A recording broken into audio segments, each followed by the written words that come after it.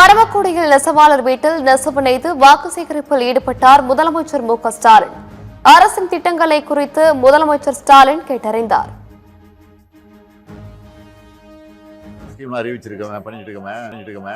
அதுல ஏதாவது உங்களுக்கு கிடைக்குதா? இங்க என்ன கிடைக்குது?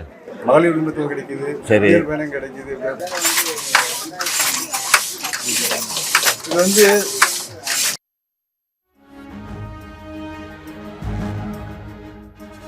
அதிமுக முகமூடி அணிந்து பாஜக தமிழ்நாட்டிற்குள் நுழைய முயற்சிக்கிறது.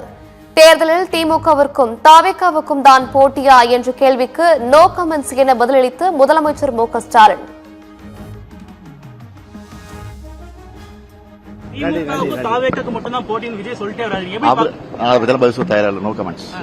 தமிழ்நாட்டுக்கு டெல்லிக்கு சொல்றீங்க போட்டி வந்து திமுக அதிமுக தானே? அதிமுகவுடைய முகமூடி போட்டு தானே பிஜேபி உள்ள வருது. அதனால அதான் உண்மை. ராமநாதபுரம் பரமக்குடியில் நடைபயிற்சியில் முதலமைச்சர் மு.க.ஸ்டாலின் வாக்கு சேகரிப்பு. முதலமைச்சருடன் செல்ஃபி எடுக்க பொதுமக்கள் ஆர்வம்.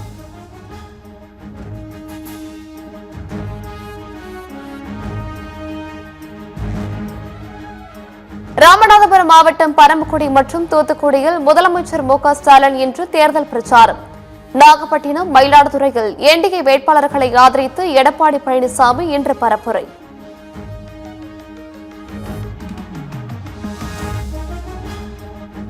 தமிழ்நாட்டில் 85 வயதிற்கு மேற்பட்டோர் மாற்றுத்திறனாளிகளுக்கான தபால் வாக்குப்பதிவு துவங்கியது.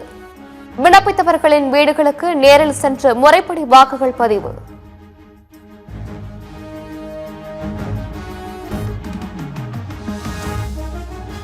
ஜனநாயகன் படத்தை சட்டவிரோதமாக கசியவிட்ட இணையதளங்களை முடக்கியது சைபர் கிரைம் போலீஸ்.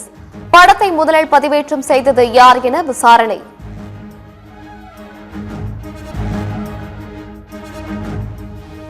திருவள்ளூரில் நாளை 5வது கட்ட தேர்தல் பிரச்சாரத்தை தொடங்குகிறார் முதலமைச்சர் மு.க.ஸ்டாலின்.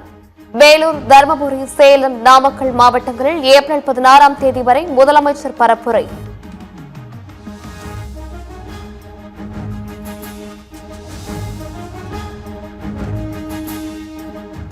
காஞ்சிபுரம் அருகே அமைக்கப்படும் புற்றுநோய் ஆராய்ச்சி மையம் இன்னும் ஓரிரு மாதங்களில் திறக்கப்படும்.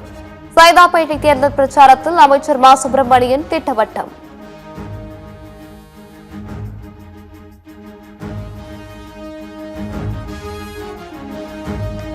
காரைக்கால் மீனவர்கள் 12 பேரை சிறைப்பிடித்து இலங்கை கடற்படை மீண்டும் அட்டூழியம்.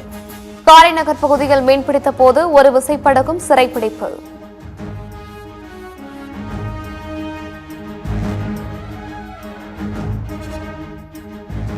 பெரம்பலூர் அருகே அதிமுக தவிக வேட்பாளர்கள் ஒரே நேரத்தில் வாக்கு சேகரிக்க வந்ததால் சலசலப்பு. தவிக கொடிகளை அதிமுகவினர் அறுத்து எறிந்ததால் பரபரப்பு.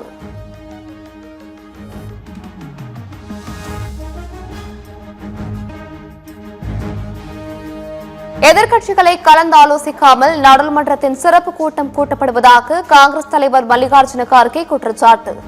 மாநில அரசுகளின் கருத்துக்களை கேட்க வேண்டும் என பிரதமர் மோடிக்கு கார்கே அவசர கடிதம்.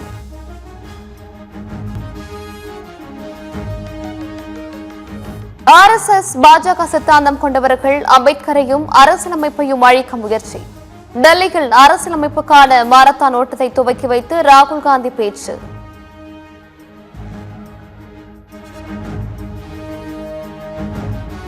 தேர்தல் நெருங்கி வரும் நிலையில் மேற்கு வங்கத்தில் டிஐஜி உள்பட 12 காவல் அதிகாரிகள் பணியிட மாற்றம். தேர்தல் ஆணையம் அதிரடி உத்தரவு.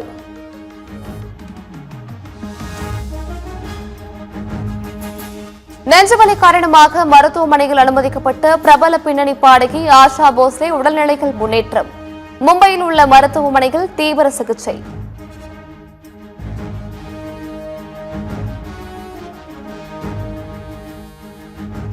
ஈரான், அமெரிக்கா இடையே 21 மணி நேரம் நீடித்த அமைதி பேச்சுவார்த்தை தோல்வியில் முடிந்தது. அமெரிக்காவின் நிபந்தனைகளை ஏற்க ஈரான் மறுப்பதால் அடுத்த கட்ட பேச்சுவார்த்தை நடப்பது சந்தேகம்.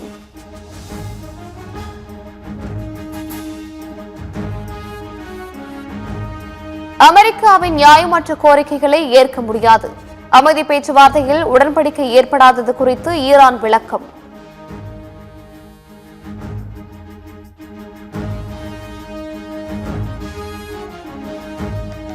ஈரானுடன் ஒப்பந்தம் ஏற்படாவிட்டாலும் தனது நிலைப்பாட்டில் எந்த மாற்றமும் இல்லை. ஈரானை ராணுவ ரீதியாக தோற்கடித்து விட்டதாக அமெரிக்க அதிபர் டிரம்ப் கொக்கரிப்பு.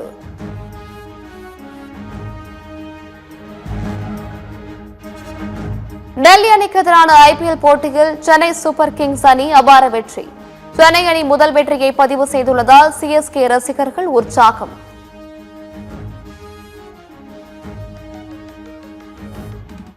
வேர்ல்ட் கப்ல கலக்கின சேட்டா இன்னைக்கு ஃபைனல் ஒரு செஞ்சுரி அடிச்சுட்டு அவர் பண்ண கிரிட்டிசிசம் எல்லாரையுமே சைலண்ட் பண்ணிட்டாரு.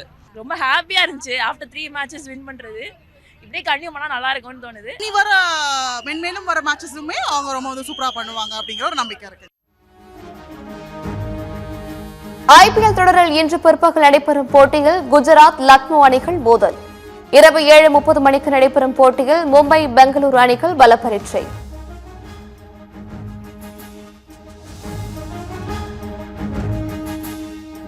ஆசிய பேட்மிண்டன் இறுதிப் போட்டியில் ஆயுஷ் ஷெட்டி ஷியூகி இன்று பல பரீட்சை. சீன வீரரை வீழ்த்தி சாம்பியன் பட்டம் வெல்ல இந்திய வீரர் ஆயுஷ் ஷெட்டி முனைப்பு.